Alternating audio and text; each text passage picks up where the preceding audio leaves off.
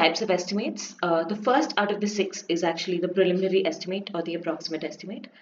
So this is usually done at the early stages of a project where you need to calculate the initial, rough cost or the ballpark figure, so that you can determine whether or not if the project is feasible for you, whether or not you can make decisions based on it. Okay, so it'll help you make decisions. This is the first type. The second is the plinth area estimate.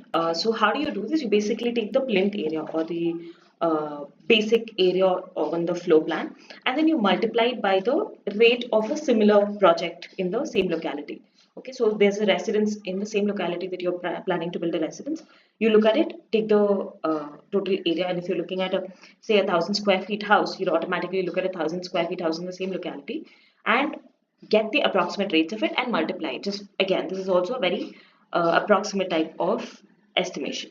Okay, so the third type is the cube rate estimate. Okay, so the advantage in this is that okay, so your the fourth is your approximate quantity method estimate. In this is again a preliminary method. Okay, but what do is that you basically divide the structure into foundation and superstructure. Okay, and you take the total wall length in running meter or running unit length, whatever, and then you multiply it with a predetermined rate of per running meter. Okay, and you'll get the total project cost from this. The fifth method is detailed estimate or item rate estimate. In this, it's one of the most accurate forms of estimate, where you're actually breaking it down into the individual work items and you calculate specific quantities, you calculate the cost for each, okay, and then you list all of them down, and you'll actually be using project drawing specifications and say market rates, etc. So you're basically looking like for an updated item rates in the market, and then you'll be calculating this.